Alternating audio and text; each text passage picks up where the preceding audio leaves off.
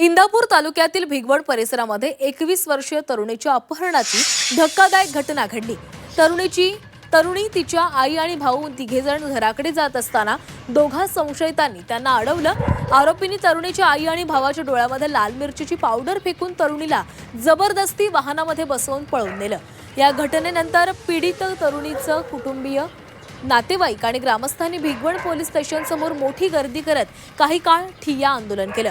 या प्रकरणी जहीर हारून शेख आणि आयान हारून शेख या दोघांविरोधात भिगवण पोलीस ठाण्यामध्ये अपहरणाचा गुन्हा दाखल करण्यात आला असून आरोपींचा शोध सुरू आहे। दरम्यान आज या घटनेच्या निषेधार्थ भिगवण शहर कडकडीत बंद ठेवण्यात आलं असून आमदार संग्राम जगताप, गोपीचंद पडळकर यांची सायंकाळी 4 वाजता हिंदू जन आक्रोश सभेचं आयोजन करण्यात आलेलं आहे।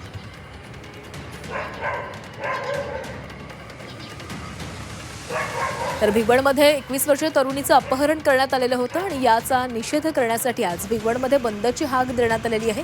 2 तरुणांवर गुन्हा दाखल करण्यात आलेला आहे। त्यांचा शोध पोलिसांकडून घेतला जातोय, मात्र सर्व स्तरातून या घटनेचा निषेध केला जातोय। तर आज संग्राम जगताप आणि गोपीचंद पडळकर यांची सायंकाळी 4 वाजता हिंदू जन आक्रोश सभा देखील आयोजित करण्यात आली आहे। तर भिगवण अपहरण प्रकरणी एक मोठी अपडेट। 21 वर्षीय तरुणी आणि आरोपींमध्ये महिनाभरापासून संवाद सुरू होता अशी माहिती समोर आली आहे। दोघांमध्ये 1 महिनाभरापासून फोनवर बोलणं होत असल्याचं देखील पोलिसांच्या माहितीमधून समोर आलंय। अपहरण झालेली तरुणी आणि आरोपींची घरं ही शेजारी आहेत। अपहरण झालेल्या तरुणीच्या शोधासाठी 6 पोलिसांची पथकं ही रवाना झालेली आहेत। तर या 21 वर्षीय तरुणीची 2 तरुणांकडून अपहरण करण्यात आलं। तिच्या आईच्या आणि भावाच्या डोळ्यामध्ये मिरची टाकून हे अपहरण करण्यात आलेलं होतं। त्यानंतर त्यांना मारहाणीचाही प्रकार समोर आलेला होता आणि या संदर्भात आता ही महत्त्वाची अपडेट म्हणजे ही तरुणी आणि हे 2 तरुण यांच्यामध्ये 1 महिनाभरापासून फोनवर बोलणं सुरू होतं असं पोलिसांच्या तपासामध्ये समोर आलेलं आहे। अपहरण झालेली तरुणी आणि या आरोपींचं घर हे शेजारी होतं। अपहरण झालेल्या तरुणीचा शोधासाठी 6 पोलिसांची पथकं रवाना झाली आहे। मुलीला किडनॅपिंग अपहरण केल्याची तक्रार भिगवण पोलीस स्टेशनला दाखल आहे। त्या अनुषंगाने किडनॅपिंग आणि जबरी चोरी अशा विविध कलमान्वये गुन्हा दाखल आहे।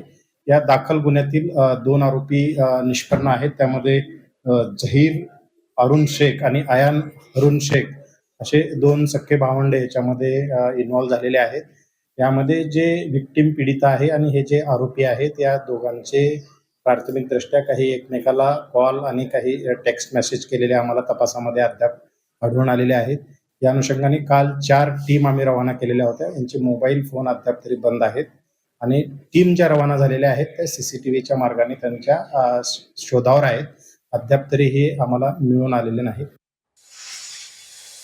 आणि या संदर्भात आपल्यासोबत बोलण्यासाठी भाजपचे नेते गोपीचंद पडळकर आपल्यासोबत जोडले गेलेले आहेत। तर गोपीचंदजी, ही खरं तर खूप धक्कादायक आणि संतापजनक अशी घटना, या तरुणीचं अशा प्रकारे अपहरण करण्यात आलेलं आहे। आज तुम्ही हिंदू जन आक्रोश सभेचं देखील आयोजन करण्यात केलेलं आहे। तुम्ही स्वतः त्यामध्ये सहभागी होणार आहात, काय तुमची प्रतिक्रिया आहे? आज 4 वाजता हिंदू बांधवांच्या वतीनं जन आक्रोश मोर्चाचं आयोजन भिगवणमध्ये केलं गेलं आहे। काल जी घटना घडलेली आहे ती घटना अत्यंत संतापजनक आहे। लोकवस्तीतून या मुलीला अडवून तिच्या आईच्या आणि भावाच्या डोळ्यामध्ये चटणी फेकून तिला उचलून घेऊन गेलेले आहेत। त्यामुळं लोकांच्या मध्ये प्रचंड संतापाची लाट पसरलेली आहे। पोलीस प्रशासन अत्यंत चांगल्या पद्धतीने काम करतंय, परंतु तात्काळ ती मुलगी शोधून आई वडिलांच्या ताब्यात जोपर्यंत देत नाहीत तोपर्यंत लोकभावना शांत होणार नाहीत।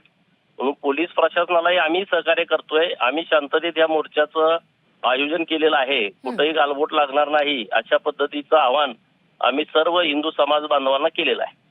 गोपीचंदजी, आताच काही वेळापूर्वी पोलिसांनी काही माहिती दिली। पोलिसांच्या तपासामधून असं कळलंय की ही तरुणी आणि ते जे 2 आरोपी होते गेल्या महिनाभरापासून ते एकमेकांसोबत बोलत होते आणि त्यानंतर आता ही घटना घडलेली आहे।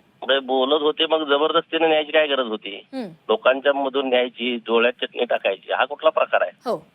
आणि मुळामध्ये एक अशा रोज प्रकरण घडतायत। एक विषय हा नाही, रोज कुठंतरी असं ठरवून प्लॅनिंग करून हिंदू मुलींना टार्गेट केलं जात आहे आणि त्यामुळं हे थांबलं पाहिजे. त्यासाठी आम्ही रस्त्यावरती आज उतरतोय. गोपीचंदजी, आज या सभेमधून तुम्ही नेमकी मागणी काय करणार आहात सरकारकडे?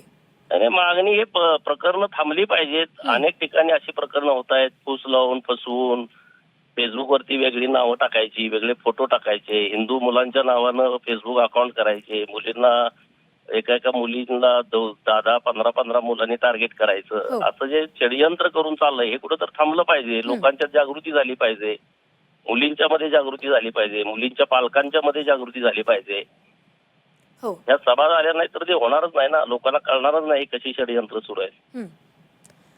नक्कीच. धन्यवाद गोपीचंदजी, तुम्ही दिलेल्या सविस्तर प्रतिक्रियेसाठी.